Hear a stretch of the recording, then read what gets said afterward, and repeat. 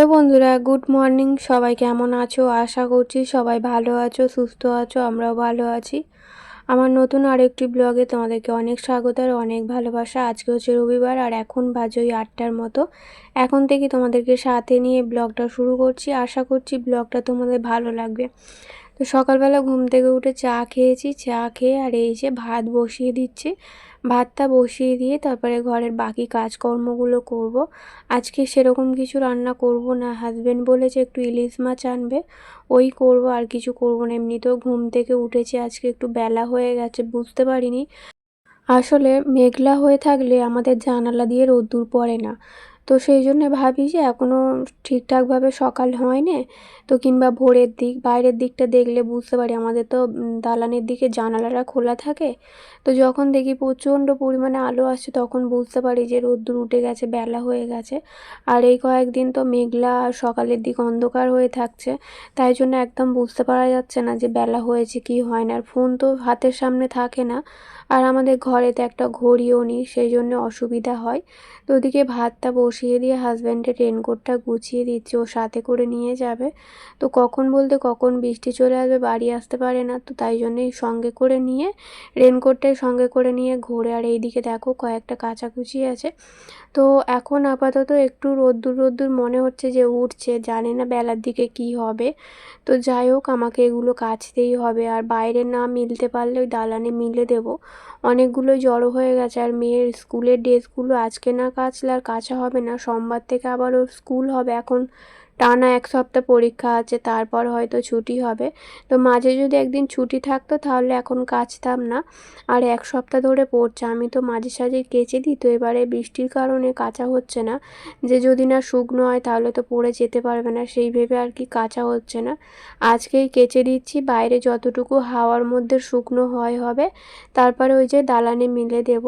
তো এখন এই যে ঘর দালানটা পরিষ্কার করে ঝাড়ু দিয়ে নিচ্ছে। আর আমার হাজব্যান্ড কিন্তু বাজার নিয়ে চলে এসেছে। আজকে যেহেতু রবিবার, রবিবার কিংবা সোমবার যে কোনো একটা দিন আমাদের বাজার হয়, সারা সপ্তাহের বাজার। তো আজকে আর তোমাদের সঙ্গে দেখাচ্ছি না কি বাজার এনেছে না এনেছে। তো আজকে এনেছে চিচিঙে এনেছে, পেঁপে এনেছে, আর হচ্ছে কচু এনেছে, আর কি ঢেঁড়স, ঢেঁড়স না পটল এনেছে। যাই হোক, এই কয়েকটা সবজি এনেছে। আর মাছের মধ্যে শুধু ইলিশ মাছটাই এনেছে। ইলিশ মাছটা না অনেকগুলো হয়ে গেছে, তো একদিনে খাওয়া সম্ভব না। একদিনে কি দুদিনে খাওয়াও সম্ভব না। আর আজকে যে ইলিশ মাছটা এনেছে একদম পেট ভর্তি ডিম। তো মেয়ে কয়েকদিন ধরে বায়না করছিল যে ডিমওয়ালা মাছ খাবে আর কি, ইলিশ মাছ। তো ওর কথা মতোই এনেছে। এই যে দেখো ডিম, মানে যেইগুলোর পেটে ডিম আছে, মানে যেই মাছগুলোতে ডিম আছে সেগুলো আজকে আর রান্না করব না, ওগুলো অন্যদিন করব। আজকে এমনি শুধু চাকা রান্না করব আর মাথাগুলো করে ফেলবো। আর বাকি যে মাছগুলো গুছিয়ে রাখছি এগুলো আর কি সারা সপ্তাহে আমাদের হয়ে যাবে। তো অনেকগুলোই পিস হয়েছে, যেহেতু পেটি বার করেছে। তো পেটি হচ্ছে 5টার মতো পেটি আছে। আর প্রত্যেকটা পেটিতে কিন্তু ডিম ভর্তি আছে, আর দাগাও বেরিয়েছে অনেকগুলো। তো যাই হোক, ওগুলো মাছগুলো আর কি ধুয়ে আর ফ্রিজে ঢুকিয়ে রাখলাম। রেখে আর এই যে যেগুলো কেচেছিলাম সেগুলোই আর কি মিলে দিচ্ছি। কেচে না আমি রেখে দিয়েছিলাম। বৃষ্টি দেখতে পাচ্ছ পড়ছে, ফোনে হয়তো বুঝতে পারছো যে বৃষ্টি ঝিরঝির করে পড়ছে। তো এইগুলো আর কি এই ছাঁচের দিকে দিচ্ছি, যাতে না বৃষ্টির জলটা আর কি পড়ে, যতটা আর কি হাওয়াতে শুকনো হয়।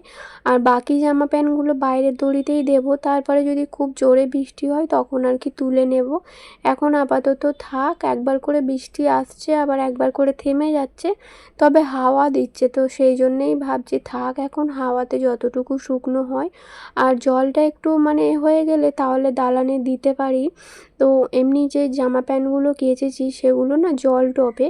তো সেই জন্য আর কি একটু বাইরে দেওয়া থাকলে জলটা ঝরে গেলে তারপরে দালানের মধ্যে দেবো। তো যাই হোক, এখন এই যে ঘর দালানটা ঝাড়ু তো দিয়েছিলাম কিন্তু মোছা হয়নি, এখন এই যে মুছে নিচ্ছি। মুছে নিয়ে তারপরে রান্নাবান্নার দিকে যেতে হবে। আজকে তো সেরকম কিছু রান্না করব না, তবুও আমাকে টাইমের মধ্যে তো করতে হবে। আর টাইমের মধ্যে না করলে আমি কাজেও বসতে পারবো না, লেট হয়ে যাবে।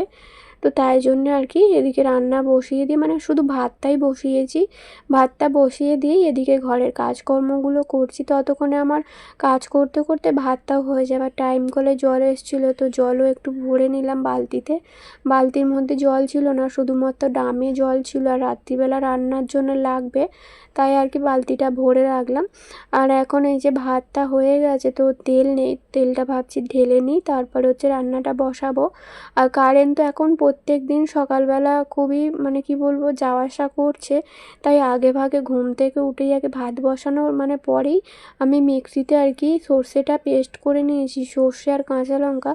আগের বারে এরকমই হয়েছিল, ভেবেছিলাম যে যখন রান্না বসাবো তখন আর কি মশলাটা পেস্ট করব, কিন্তু ওই যে কারেন্টের আশায় থেকে থেকে সেই বেলা 11টা 12টার সময় ভাত বসিয়েছি, তো তাই জন্য আগেই আর কি মশলাটা করে নিয়েছি, তো যখন খুশি আমি রান্নাটা করে নিতে পারবো।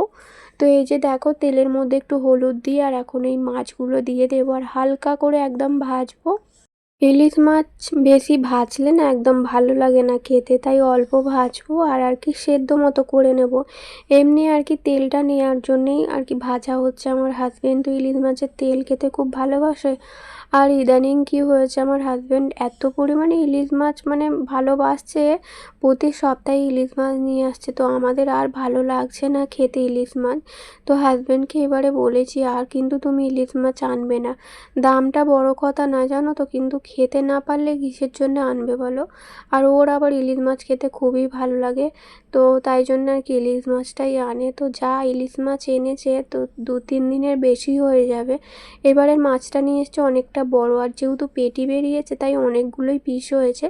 তো মাছগুলো হালকা করে একটু ভেজে নিয়েছি, এখনও মাথাগুলো ভাজতে বাকি আছে, তো এগুলো ভেজে নেব। আর মাথাগুলো ভেজে তেলটা তুলে রাখবো। আর আমার হাজবেন্ড তো মানে ইলিশ মাছের তেল দিয়ে ভাত খাবে, তাই তেলটা তুলে রেখে তারপরে মশলা দিয়ে আর কি মাছটা রান্না করব। তো এই হচ্ছে মাছ, তো বেশি আর কি করিনি, তো 2 পিস করে করেছি, আর মেয়ের জন্য 1 পিস রান্না করেছি। মেয়ে খুব একটা খেতে চায় না, ওর 1 পিস হলেই হয়। আর খেতে চায় না বলবো না, কিন্তু আমার থেকে আবার ওকে ছাড়িয়ে ছাড়িয়ে দিলেও বেশ ভালো খায়, তবে নিজের পাতেও 2 পিস নেবে না। আমার থেকে খাবে ঠিক আছে, নিজের পাতেও 2 পিস নিতে চায় না, বলবে যে খেতে পারবো না। তো এই যে সর্ষেটা দিয়ে আর কয়েকটা কাঁচা লঙ্কা দিয়ে আর চাপা দিয়ে রেখে দিয়েছি, একটুখানি সেদ্ধ হয়ে গেলে মাছগুলো যেহেতু আধ ভাজা হয়েছে তো একটু সেদ্ধ করে নেব, নিয়ে তারপরে জলটা একটু কমে এলে আর মাছগুলো নামিয়ে নেব। আর এই যে দেখো এই গাছটা না পাতাটা একটু নষ্ট হয়ে গেছে, হলুদ হয়ে গেছে, আর আমি দেখছিলাম নতুন আর কি পাতা গজাচ্ছে কি ভেতর থেকে বেরোচ্ছে কি না, সেই নিয়ে আর কি একটু চিন্তায় আছি যে প্রতিটা গাছ কি আমার এইভাবেই নষ্ট হয়ে যাবে।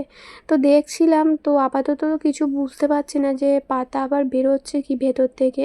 তো মনে হচ্ছে গাছটা মনে হচ্ছে নষ্টই হয়ে যাচ্ছে, তবে আমার ওই যে নারকেল গাছের মতো যে পাতা ওই গাছটা কিন্তু আমার খুব ভালো, কোনো রকম যত্ন অতটা নিতে হয় না, এমনি একটু জল দিলে দেখছি ভালোই গাছটা পাতা গজাচ্ছে, ভালোই হচ্ছে, বাড়ছে।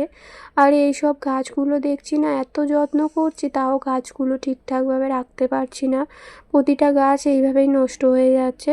তো এদিকে আমার মাছটা হয়ে গেছে, তো চলো গ্যাসটা এখন ভালো করে মুছে নিই।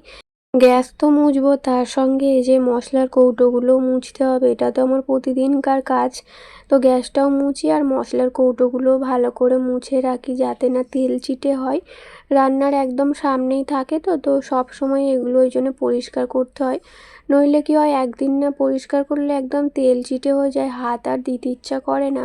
তো তাই জন্য এগুলো প্রত্যেক দিন পরিষ্কার করি। আর তেলের কৌটোগুলো তো আগে পরিষ্কার করতে হয়, এমনি গা দিয়ে তেল বেয়ে পড়ে না, কিন্তু এই রান্নার ধারে থাকে বলে ওপর দিকটা একটু তেল চিটচিট করে, তাই প্রতিদিন আর কি পরিষ্কার করতে হয়।